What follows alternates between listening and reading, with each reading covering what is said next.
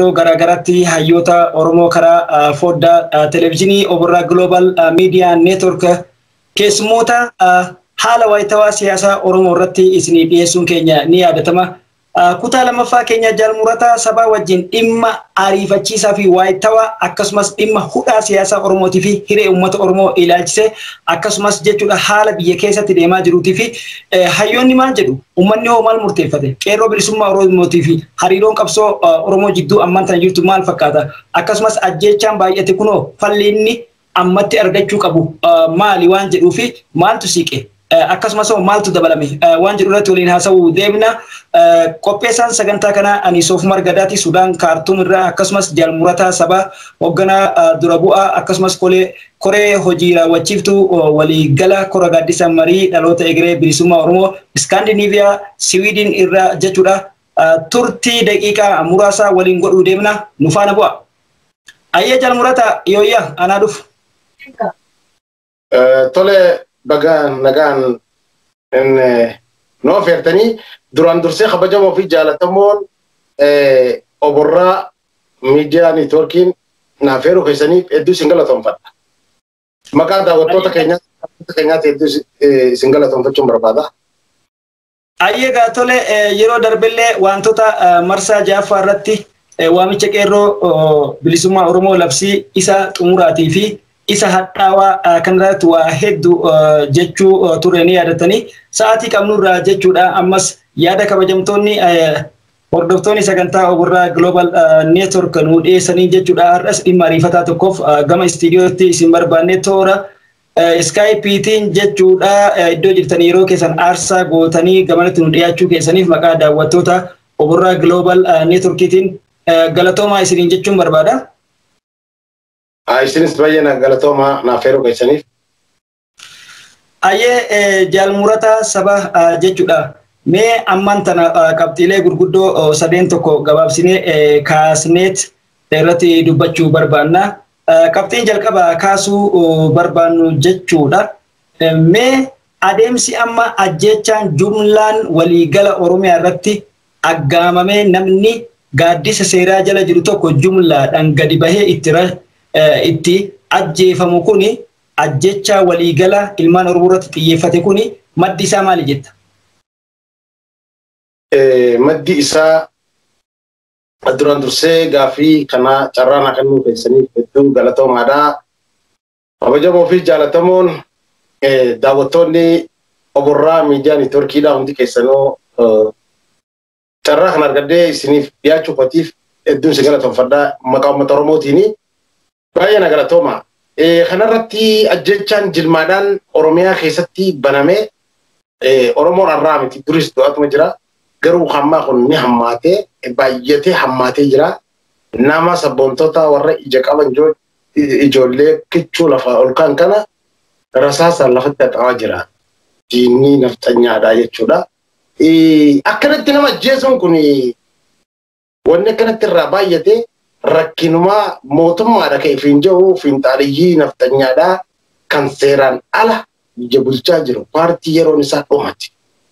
Paartii namoota filiin kan ofiin paarlamaan isaa filate isa yeroon isaa dhumateetu yeroo isaa kan dhumattee fi naannoo biyya Itoophiyaa Oromiyaa qofa osoo hin taane Itoophiyaan kaabaa kibbaan bahaa dhiyaan lolli itti banamee kokkee qabee waan jiruuf sababa juuntaa maal waan jiru tokko uummata Oromootti maxxansaa jiranii akkaan dhagootti warri bilchiginnaadha jechuudha.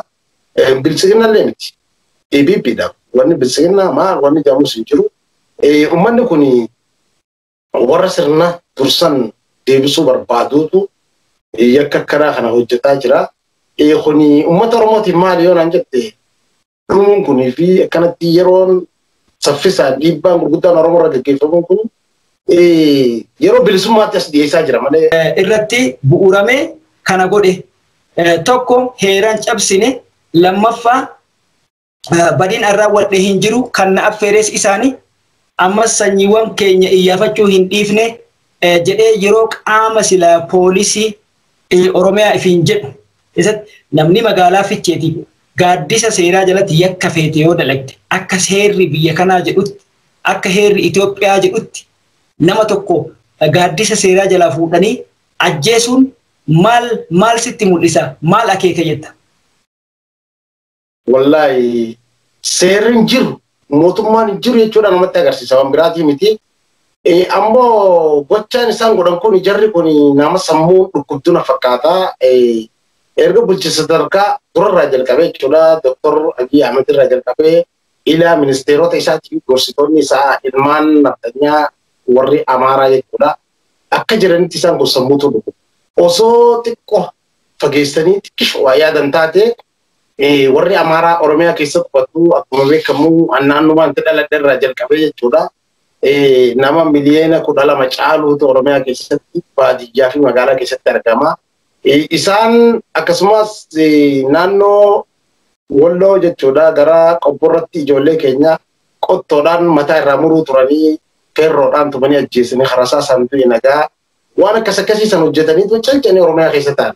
Osoo sammuu qabaatanii waan akkasiisan hin hojjetan ture ammoo hojjetanii ammallee itti jiran ammoo kana caalaa yoo gartee itti fufute ummanni keenya oggoo addaa itti tarkaanfii fudhatee ummata isaanii kana akka balleessuun shakkii qaban.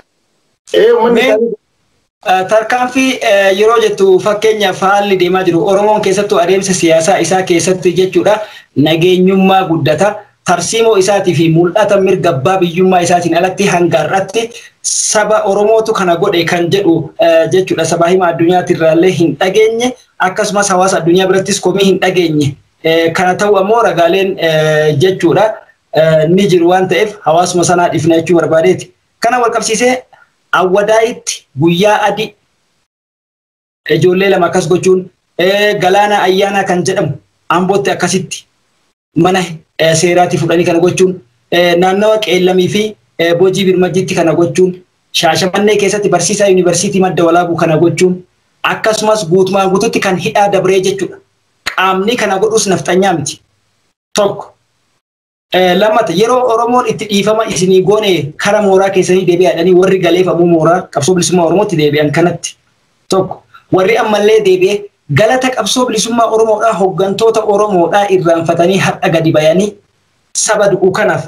Fakkeenyaaf sirna akkanaa kanaa fi tooftaan siyaasaa akkanaa kun akka namoonni tokko tokko jedhanitti mootummaa Dargiitii fi mootummaa Haayila Sillaaseetu imaammata akkanaatiin mana seeraa yookiin gaaddisa seeraa yakka keetiin waan balleessite yoo yakka qabaatte gaafatamtu jalaa fuudhaniit kana si gochuun Oromoo hin jiilcha akkasumas wanni kunoo sirna sana jedhama sanaan hoo waliin fakkaatu hagam mirkaneessa wanta kaleessa dabresanii fi sirna nafxanyummaa kaleessa dabresan.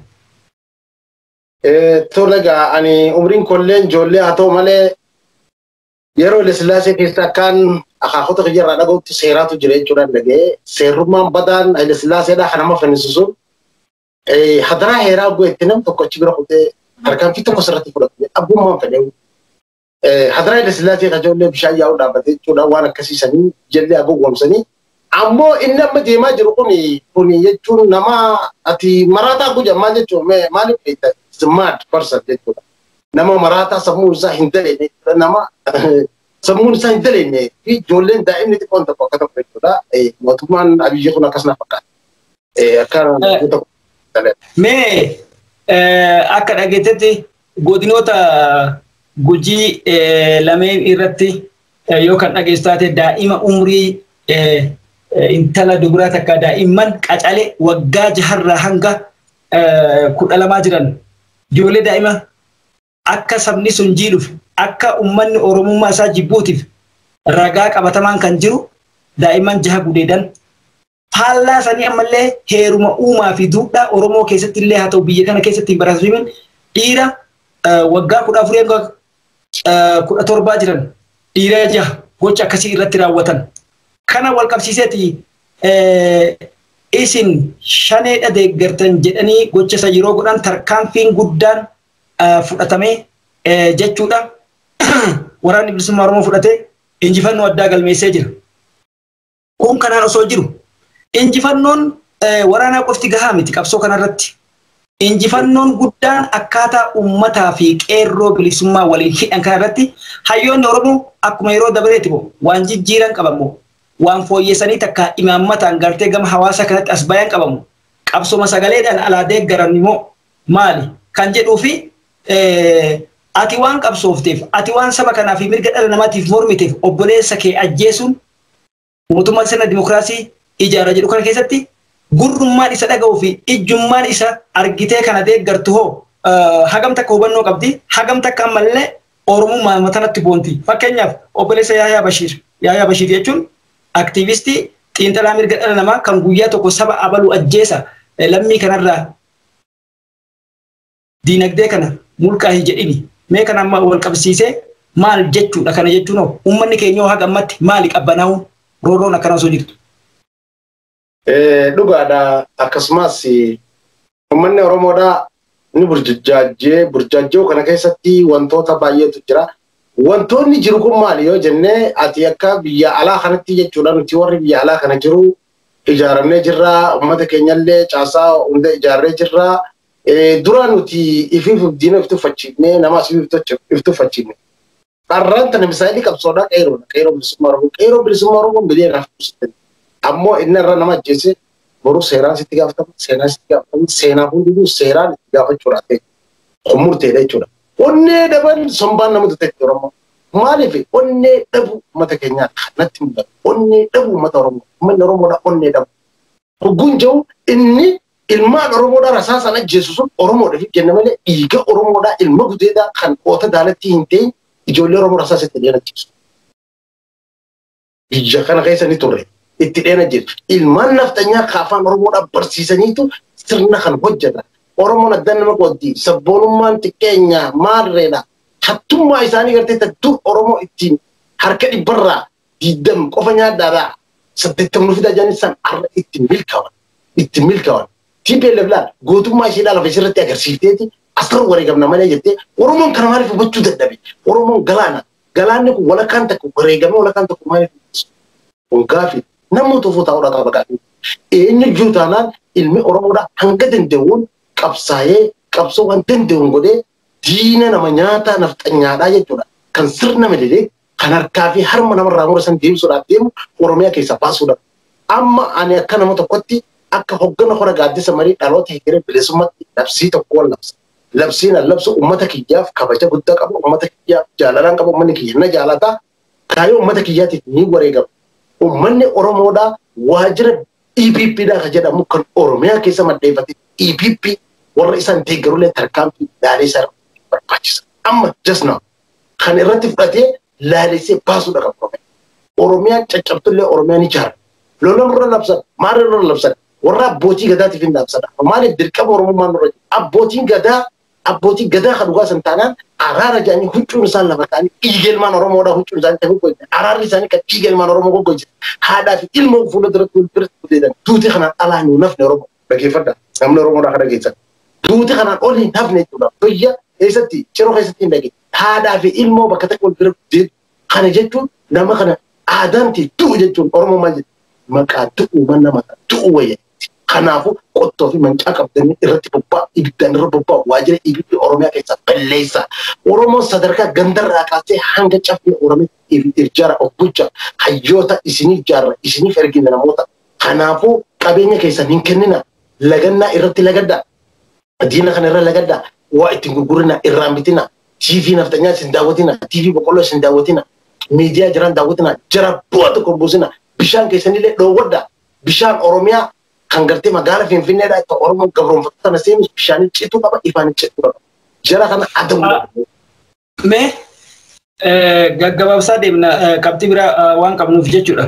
As keessatti ammallee wanti saba kanaa hin galin hin jira jedheetii yaadaan ammallee. Maaliif nama addunyaan nagaya buusi mirga lammiilee eegi jettu nama seera addunyaa didu takka lammata nama ifaan ifatti gadi bahee dhaadate. Beeku uummanni Oromoo waan takka beekuu qaba.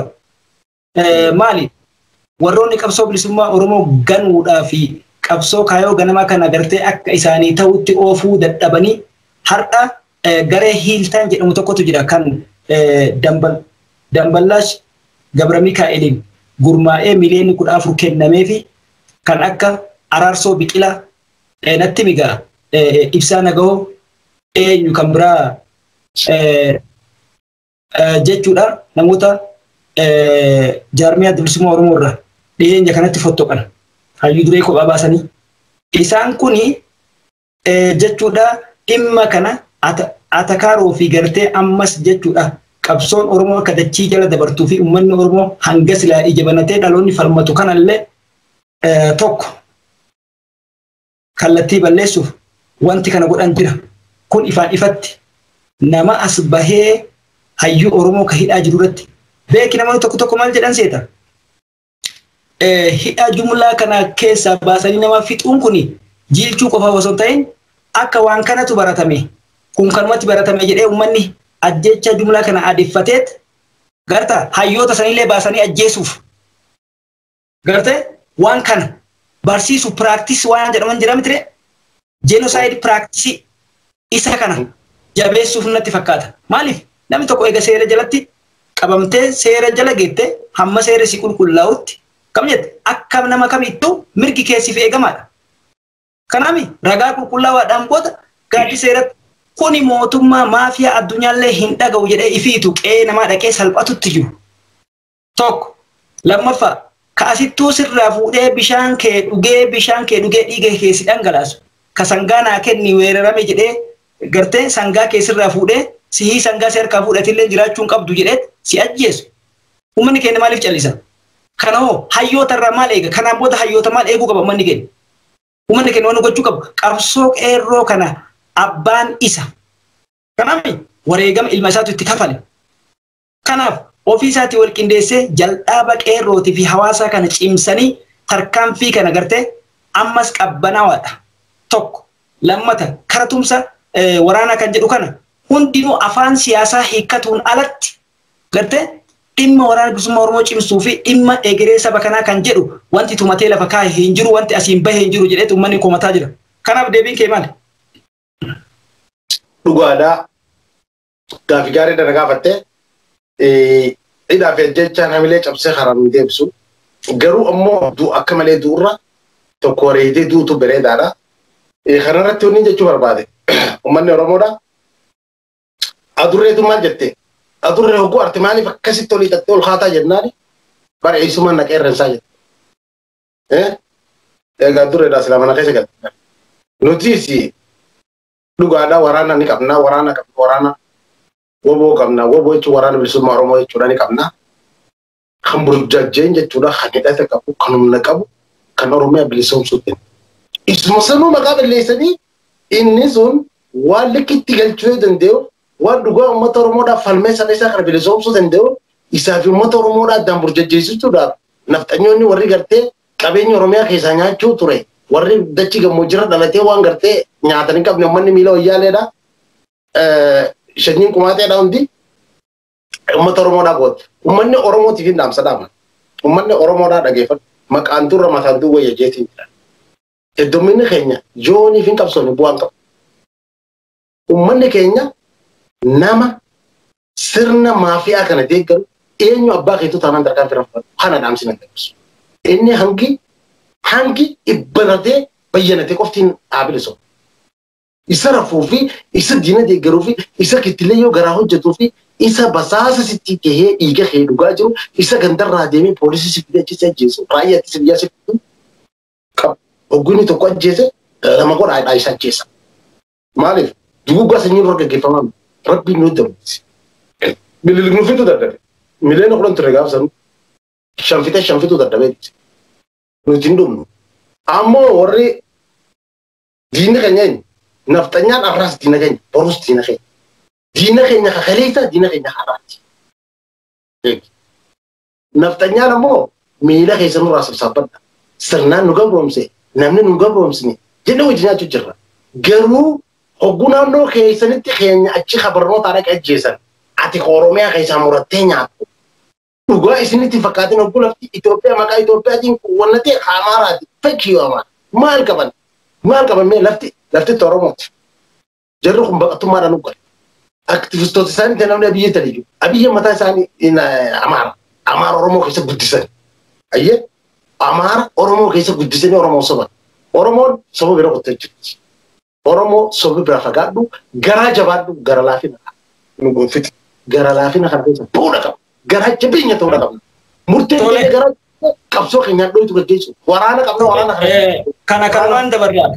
Kana kan waan dabarra jaamurata ammas waan haareetu gadi bahe 2014 nu yaadachiisaa jirti dubbii maastar pilaanii haaraa dhugoomsuu takka jechuudha maqaa industirii fi magaalota haaraa fakkii industirii fi daldala biyyattii guddisuu danda'an jedhanii naannawwan murteessaa maastar pilaanii naannoo Amaaraatti wal qabsiisan keessattuu Finfinnee wal qabate naannoo karaa Matahaaraa jechuudha deemurratti iddoo habashoonni minjaar jedhanii jechuudha karaa karrayyuurratti alaabaa dhaabbatan tokko yoo kan yaadatu taate achitti industirii gartee gaarreen misoomsuutii fi waan haaraa dhalootaaf uumuu jedhaniiti iddoo sanittis dhagaa bu'uuraa kaa'uu deemanii odeeffannaan bahee jira. Gama biraatti magaalaa Fiichee magaalaa guddoo magaalaa industirii fi daldalaa goonee hawaasa keenya fayyadna jechuudhaan akkuma jarroonni warroota nafxanyaa gartee sameen shawaa jedhanii yookiin kaabni shawaa keenya maaliifi sameen shawaa jechuun keenya jedhaniiti gama darrootiin lola guddaa bananii yoo laalte adamoon ummata hidhabuu abooteetii fi jechuudha ummata darroo irratti deemu kan Oromiyaa keessaa adda haalli godhamaa jiru faannoo jedhanii ilmaan nafxanyaa sanniin fidanii naannoo san qubsisanii keenya jalaa hidhaa keenya akka ummanni jiiluuf jecha ajjeesanii riqicha yookiin dildila jala buusuun kuni ani maal akka ta'e naan galle kana qofaa miti. Mee kana qofaa miti. Ammas jechuudha akkuma dheengadda yeroo Beenishaangulitti yoo kadhagee taate magaalaa industirii addaa takka goona jedhanii karaa Goojjamiif Matakkal achi wal qunnamsiisanii tokko kana. Kalammata uummanni kunuu irratti baree haalli nama deemaanii jiru kuni tokko lammii biyya kanaa gaaga'u dinagdee biyya kanaa gartee dinagdee gargaarsa hin qabne dinagdee alaa gargaarsi dhaabate biyyattii quucarsuu fi akkasumas malaamaltummaan Abiyyi irratti hin beekamin kan amma inni gaggeessaa jiru kan maallaqoonni hedduun argataa jiran namoota gocha isaatii fi waan isaa gartee waan isaa irratti xiyyeeffatan hunda balleessu keessattuu eegata Masgeen Xuruunaa bakka natti murra tikaa irratti dhufe warrummaan sila ergamtootaaf dabalootaan hundi waajjira tikaa yookiin daa'imnatii biyyattii keessaa bahanii jiran ari'ee jira hunda isaanii achi kaa'uu isaatiif akkuma dhufeen Jawaar fa'aa irratti ajjeesuu qabna balleessuu qabna dhaadachuu isaatiif maastar pilaaniin haarawatti ka'e kun kan gartee karaa laga xaafootiin yeroo dabre taakkalaa uumaa mana seeraan alaa jedhee buqqise har'a Adaanechiin afaan qabadhu jechuun kun maal fakkeessa uummanni keenya gaa'umii kana eega. Gaaffii gaariidha. Mee waan akka dhugaa sitti himu. Wanni aangorra jiru kun Oromoon seenqa. Obbidiyoo ari'uu isaaniitti fedduudhaan itti gammadeen. Maaliif Oromoon acha keessaan jechuun iyyaami. Obbidiyoon guutumaa guututti bara afaan Oromoo dubbatti malee jarri Tiqaalaa Amaaraati. Waliba Tiqaalaa jechuudha. Jechuun namni abbaa qabu beeka abbaa qaba. Nama abbaa hin qabne jechuudha kan bakka irraa dhalate hin beekne jechuudha. Guutuun isaanii harka sadarkaa Oromiyaatti eenyu isatti kan dhalate yoo kan dhalate seenaa isaanii guutuu lafaa qabu. Taariikha illee seenaa isaanii guutuu lafaa qabu. Hundi isaanii jarri kuni warra nafxanyoonni fidanii nu keessatti guddisanii Oromoodhaan sossobu. Oromoo irra maaltu irraa eegama? Oromoon Cinaksarraa ka'ee hanga Asoosatti. Ayyee walirraa ka'ee hanga Booranaa guutuudha jechuudha. Oolli Oromiyaa. Loluu qaba. Waan qabu loluu qaba. Hiriira beekuun osoo hin taanetti waan danda'uun tarkaanfii fudhachuu qaba. Wancaanis, qottoonis, eeboonis, qawweenis waan qabu hundaan tarkaanfii cimaa fudhachuu qaba. Eenyurra fudhachuu qaba? Maafiyaa EPP jedhamurra fudhachuu qaba. Tokko nama shiibitti isin buuna. Nama shiibii isin keessa jiru isin buuna. Oromoo namni irratti xiyyeeffatan nama shiriisni jaatu eenyuyyuu taanaa hin dhiisina. Nama EPP tana deeggaru warra sirna Haile Sillaaseetiin deebisee hin deebi'u waa sirni sun garuu kuni namni fayyaa qabu waan fayyaa.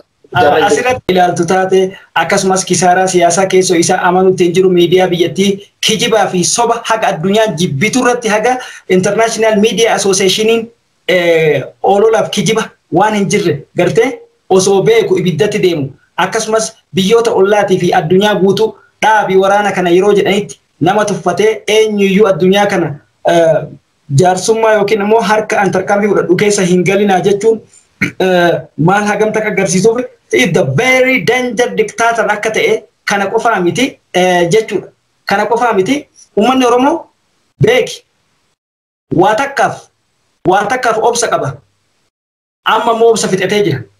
Tokko lammata isaanumti warri OPDO fi jedhan kun bakka meeqatti wal qoodanii yeroo ammaan kanaa jechuudha. Sadarkaa itti wal gananii sadarkaa itti gartee haxaawamanii qulqullaawanii nafxanyaan bakka bu'uutti jiru. Waan si ajaa'ibsu keessa. Kana wal qabsiisee sabni keenya maan dammaqne kabiraa hoo warrummaan faallaa qeerroo ta'ee dhaadannoo hin taane dhageessisu ka obboleessi isaa ammoo maqaa Oromoo biratti du'u. Oromummaan qofti gartee safuu duudhaa qabdi. Kana uummanni keenya gayoom jal'isa.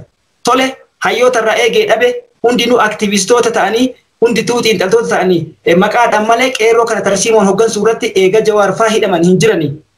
Gartee kanaaf falli amma jiru maali? Ammatti wanni godhamuu qabu maali? Akka sadarkaa gandatti maali? Gariin warra gartee bulchaa gandaa irraa qabee qaama imaammata diinaatiin sitti deemu kamu jechuudha. Dura dhaabbachuu qaba, tarkaanfii itti fudhachuu qaba yoo inni karaa hin deebine warra jedhantu jira. Akkas malee jechuudha. Kan malee lukkuun diinaaf si gabbiftu lubbuu si baaftii warra jedhutu jira. Lukkuu kee gara mooraa qabsoo bilisummaa Oromootti deebisi jedhanii warra dhaamantu jira. Kanaan maal jettaa qabxii dhumatti dabala. Hedduu galatoomii uummanni Oromoodha oguu jennee barmiila beektaa yookiin foostoo jennaan maal jettan barmiila hajaasat Oromoon barmiila jechuudha barmiila bishaan guutu.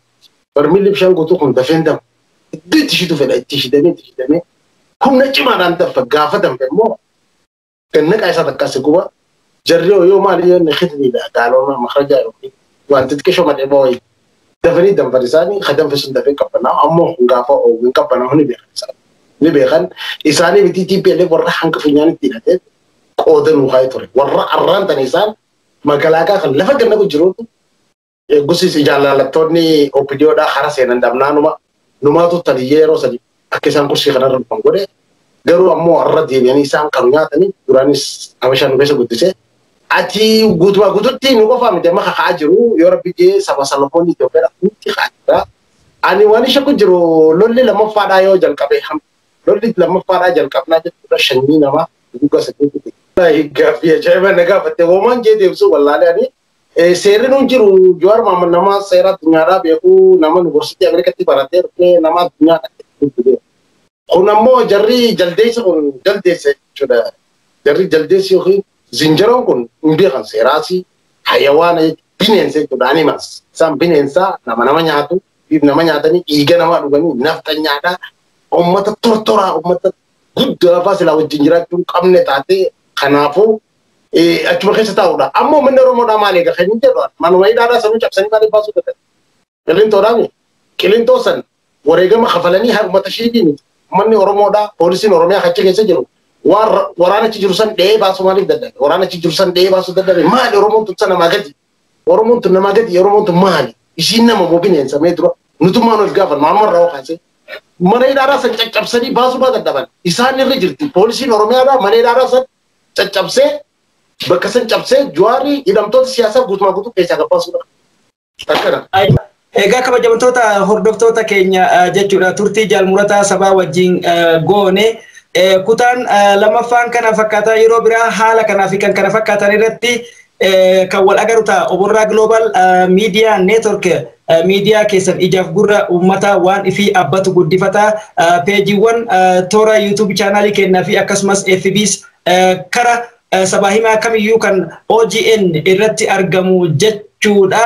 Share subscribe gochuun dagatina yaada dhangaa gaarii jaalmurataa sabaa dura bu'aan kora gaaddisa marii dhaloota egeree bilisummaa Oromoodha kan yeroo ammaa korri isaanii haala gaariidhaan Oromoo abdachiisaa jiru kan miidiyaan hedduun irra balballoomsaa jiran dhufanii yeroo kana aarsaa godhanii ibsa gabaabaa nuu kennaniif maqaa daawwattoota Oborraa Global Networkiitiin hedduu galatooma jedhaa jaalmurataa sabaa horii bulii deebanii nama har'aa nama boruu siyaa taasisu.